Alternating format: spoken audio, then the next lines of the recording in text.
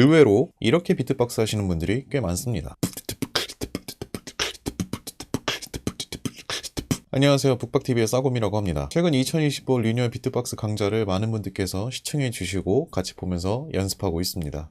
많은 관심 정말로 감사드립니다. 자, 이렇게 비트박스 소리를 배우고 그 새로운 소리들을 배우고서 지금 다양한 박자들도 막 시도해보고 연습해보고 계시는 분들이 계실 거라 생각합니다. 그런데 의외로 계속 비트박스를 연습하고 있는데 가장 중요한 거를 잊고 가시는 분들이 생길 수도 있을 것 같아 오늘은 이런 이야기를 한번 드려볼까 합니다. 오늘의 이야기 주제는 댐핑이라고 합니다. 영어로는 댐핑이라고 부르고요. 소리의 크기, 소리의 강한 정도를 말합니다. 우리가 지난 리뉴얼 강좌에서 킥, 하이햇, 림샷, 펀치 스네어, 킥떨기, 기계음, 림넉, 캐스네어 막 이런 소리들을 여러 가지를 함께 배워봤었어요. 근데 이러한 소리들을 지금 배우고 연습하는 과정 속에서 소리를 내다 보면은 분명히 처음에 어색함도 있고 부끄러움도 있다 보니까 소리를 이렇게 내시는 분들이 있을 거라 생각합니다.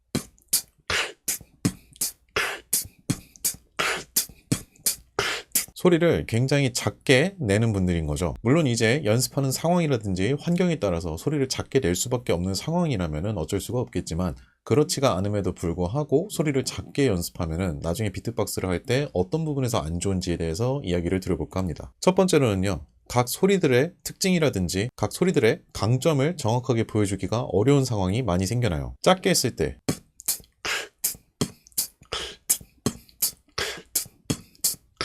가능한 크게 했을 때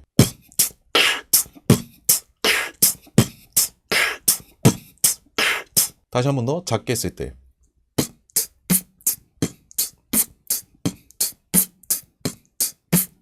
크게 했을 때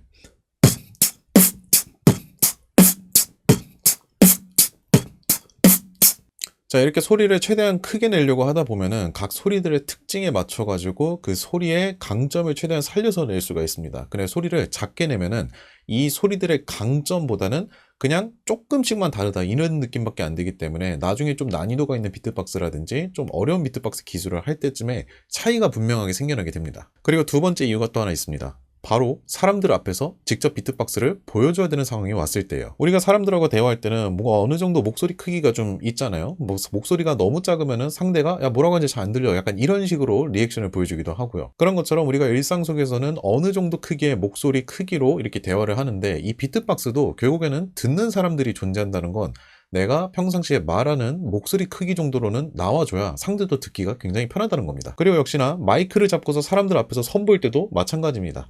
마이크는 더군다나 소리를 작게 낼수록 더욱더 이 소리 분간이 안 될 가능성이 굉장히 큽니다. 친구들 앞에서 노래방에 가가지고 마이크를 잡고 잠깐 보여주려고 한다든지 아니면은 또는 자리가 생겨서 또는 학교 축제에서 비트박스를 보여줘야 되는 상황이 왔을 때 소리를 작게 내는 습관이 계속 몸에 배어 있으면은 나중에 더욱더 큰 무대에서 사람들한테 비트박스를 보여줄 때 이 마이크를 조정하는데 굉장히 어려움이 좀 있습니다. 그리고 소리를 작게 내면은 마이크 볼륨을 올린다고 해가지고 소리가 더욱더 웅장하게 나오지 않습니다. 기본적인 소리를 크게 세게 내는 버릇을 들여야만 마이크 소리도 같이 올렸을 때 이게 시너지가 같이 맞아떨어져서 올라가게 되어 있어요. 왜냐면 아까 전에 보셨다시피 소리를 작게 냈을 때는 소리의 특징이 강점이 잘 안 보이는데 세게 냈을 때는 각 소리의 강점들이 더욱더 명확하게 잘 들리는 거랑 같은 원리예요. 그렇다면은 나는 소리를 세게 내려고 하는데 아무리 세게 내려고 해도 소리가 크게 안 난다. 그런 분들은 이제 어떻게 연습을 해야 되냐면 소리를 한 개씩만 따로 연습해 보는 것도 좋은 방법이 될 겁니다. 이거는 하루 동안 되게 조금씩 잠깐만 해주셔도 충분히 효과를 볼 수가 있어요. 예를 들자면은 킥이라고 하는 소리를 연습할 때는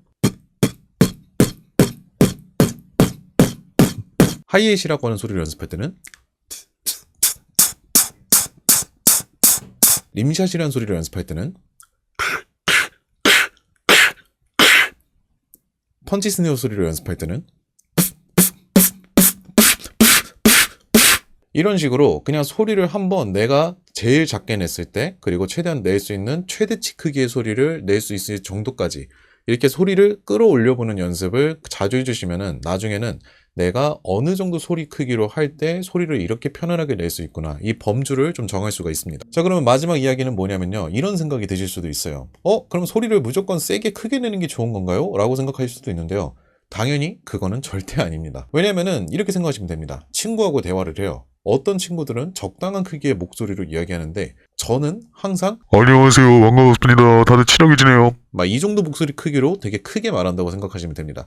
그러면은 당연히 목소리가 너무 크니까 좀만 목소리 좀 낮춰줘 라고 하는 소리가 나오겠죠. 비트박스랑 목소리랑 비슷한 게 하나 있어요. 그게 뭐냐, 소리를 크게 내려고 하면 할수록 원래 소리의 특징과 강점이 오히려 사라지는 경우도 있습니다. 저도 만약에 지금 이렇게 편하게 말하는 목소리에서 안녕하세요 반갑습니다 이렇게 말하는 거랑 목소리의 자체가 완전히 달라지는 거죠. 여기서 비트박스도 마찬가지입니다. 소리를 너무 크게 내면은 소리가 오히려 뭉개지고 찢어집니다. 이런 식으로요.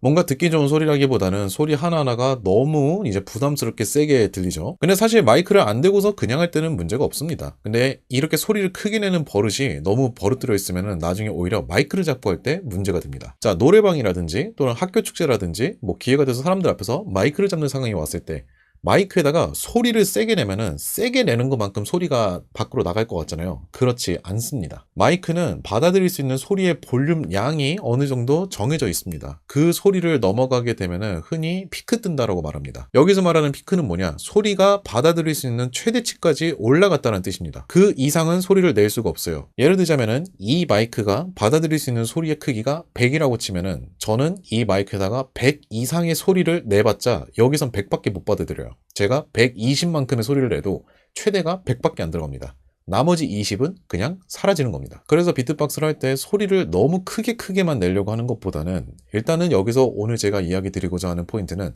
너무 작지 않게 평상시에 사람들하고 대화하는 목소리 크기 정도로까지만 낼 수 있으면 충분하다, 이 이야기를 드리고 싶은 겁니다. 솔직히 비트박스에서 목소리 크기 정도까지만이라도 이렇게 소리를 낼 수 있으면은 거기서부터는 전혀 문제될 게 없습니다. 오히려 소리가 너무 작으면은 나중에 마이크를 잡고 할 때 소리가 이 마이크 안으로 잘 들어가지가 않아요. 각 소리의 특징을 살려가지고 마이크에다가 정확하게 소리를 녹음한다든지 아니면은 사람들에게 보여줘야 된다든지 그럴 때 각 소리들의 강점을 보여주고 싶다면은 내가 원래 말할 때 목소리 크기 정도는 낼 수 있어야 된다, 이렇게 이야기를 드리고 싶습니다. 제가 준비한 영상은 여기까지입니다. 사실 저희 채널은 비트박스를 전문적으로 알려주는 강좌 채널입니다. 혹시나 비트박스를 나도 한번 처음부터 배워보고 싶으신 분들, 비트박스가 그동안 어려워서 어떻게 될지 모르셨던 분들께서는요, 제가 최근에 2025 리뉴얼 강좌를 새롭게 만들어서 올렸습니다.